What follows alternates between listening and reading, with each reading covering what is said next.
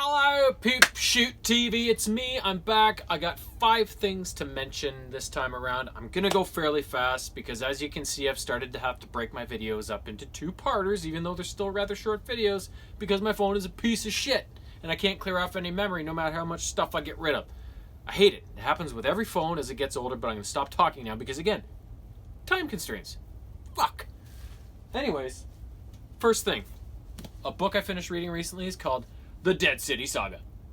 This is actually 3 books in one, called City of the Dead, Blue Moon, or something like that, and then Dark Days or something like that. It's a 3-book series all in one, like an anthology sort of thing, and it focuses on a young girl named Molly Bigelow who lives in New York City. She goes to a special school called MIST, the Manhattan Institute for Science and Technology, something like that. Her mom passed away a couple years ago from cancer. She was like the city's leading coroner, and she always used to take Molly to the morgue, so she was like fascinated by dead bodies and the processes involved. And her mom would always sign her up for weird things like bird watching in the park and stuff like that, rather than things a normal kid might do, right? Normal. I can't say those things these days. So what happens one day is she's wearing this necklace her mom gave her, and this dude attacks her, and there's something obviously wrong with him. She's saved by this girl, Natalie. And Molly's like, what the hell is going on? She's like, well, that was a zombie, an undead. And she's like, what the fuck are you talking about, right? So Molly is soon revealed that there's zombies living all along within New York. And what powers the zombies is a certain type of rock that Manhattan is common on Manhattan, called Manhattan schist. And it's what gives the zombies their ability to stay alive, energizes them, and they can't go beyond the schist or they die. So there's 3 different levels of zombies. Level 1s are like just basically like normal people that just want to live their lives, but they're undead. Level 2s are kind of skating that line, you know, like they don't necessarily have a conscience and they could do bad things. And then level 3s are just completely off the rails, and it's like kill on sight sort of thing. So Molly soon learns that her mom was a part of a team called Omega, which is they operate out of MIST, and they are responsible for policing the zombies, making sure the good ones are safe, the bad ones are killed, yada yada. And Molly has been kind of being groomed to become a member of Omega. So she's soon introduced to 2 other kids at the school named... Oh crap, I can't remember their names now. I just finished this not long ago. Oh my god. Anyways, there's 2 boys and 2 girls. So Molly and Natalie, and then the 2 boys. I totally forgot their names at the moment. I'm blanking on it.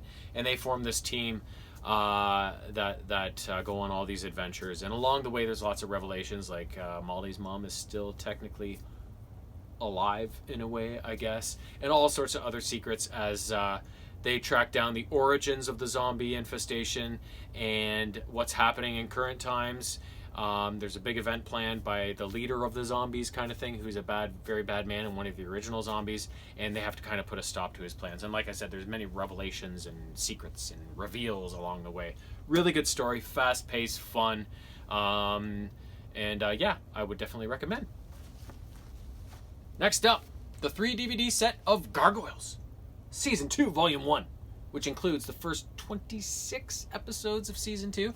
It starts with the pack, who the Gargoyles recently put away at the end of Season 1, being freed by Xanatos, and but one of them, Fox, chooses to stay in jail and serve out her sentence, but Xanatos eventually lures her out of there, and they get married and whatever. And then there's all sorts of stuff that happens afterwards.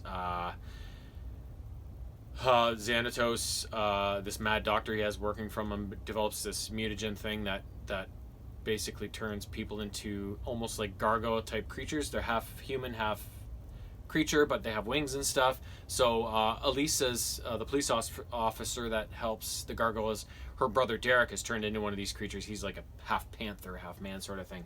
So that's a big adjustment for her family and stuff, and he kind of goes to evil, blaming the gargoyles when really it's Xanatos, which he eventually figures out.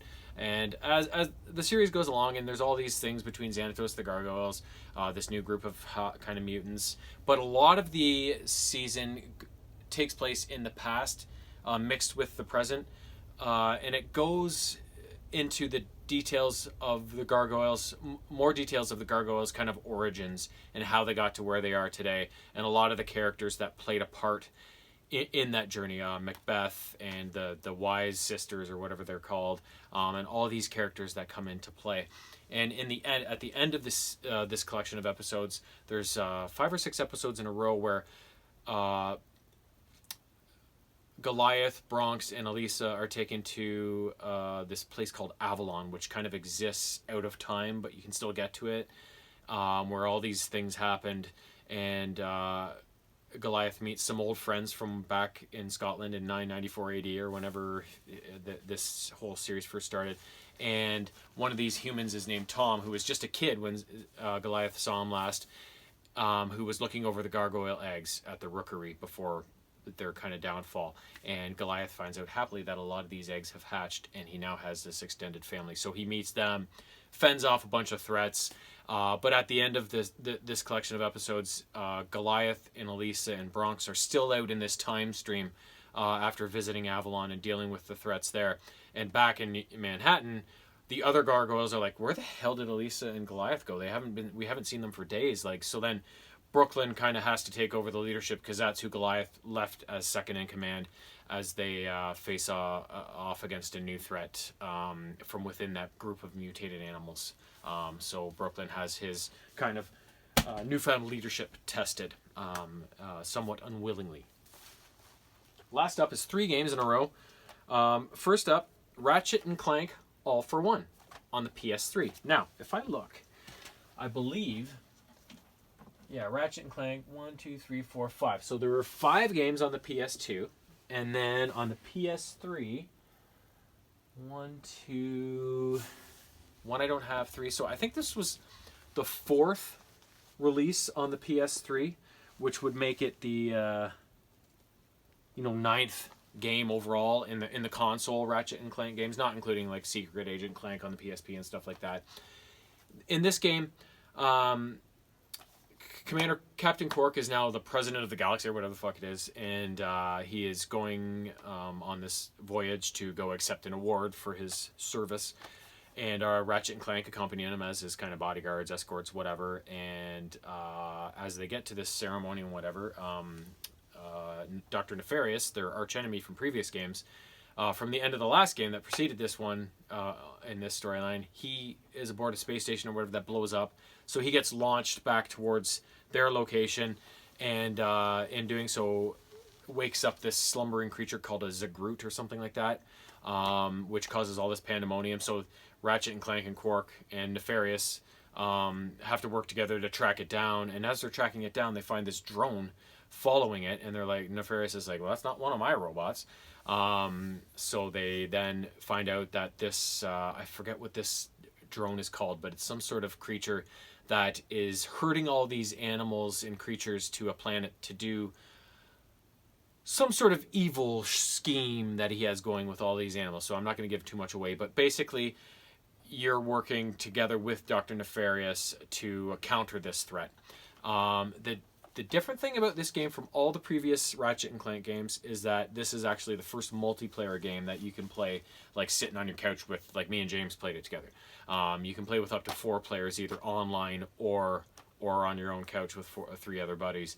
And you can play as Ratchet, Clank, Captain Quark, or Dr. Nefarious as you make your way through this game. So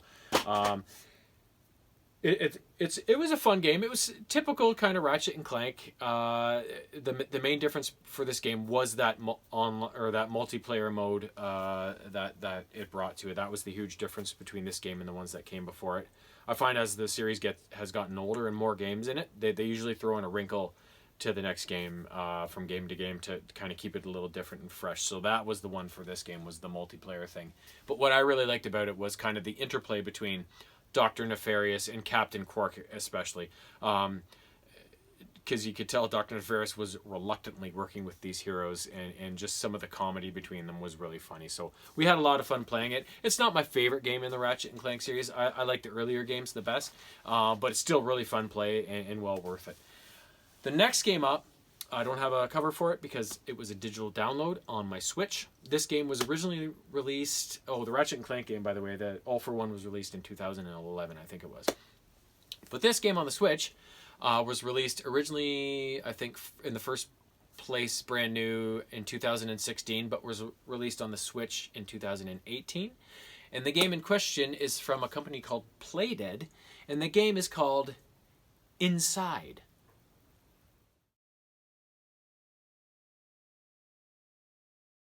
Let me tell you right now, this game is dark and weird and utterly, utterly bizarre. You start as a little kid who slides down this cliff in the forest at night. It's all dark, and you're just running. You're running. All of a sudden, there's headlights from a car. You cross them. Some dude chases you down and beats the Christ out of you. So it's just basically kind of like a horror game, and it's always dark to various degrees. Mostly black and white, but a little bit of color here and there. The kid's shirt, you can tell, is red once he gets into a little bit of light. But it's really eerie, evil, kind of haunting kind of vibe to it.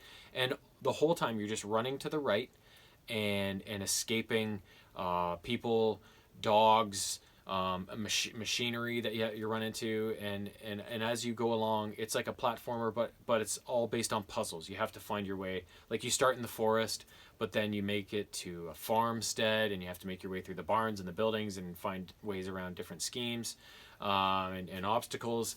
And then you make it to these factories, almost like, and these other facilities where there's lots of underwater stuff that you have to deal with, but it's always puzzle after puzzle after puzzle. And you can tell that something weird is going on. The humans have been testing stuff. There's mutant freaks all of a sudden near the end of it, and I'm not going to give away the ending and what happens at the end, but it just gets so weird. But at the same time, it is so good. So pretty easy play in terms of game length. I would say I wouldn't have spent more than a few hours on it total. And I didn't have to do any searching online to fix any spots I got into. I figured the whole game out on my own, all the puzzles. But some of them really get you thinking. So just a game that I found really different from anything else I've ever played, and kind of fresh and exciting and different. And yeah, I had a lot of fun. Well worth it, since it was on sale for like $2.69. So 2 thumbs up for that. Last up, Ratchet and Clank. What's this one called?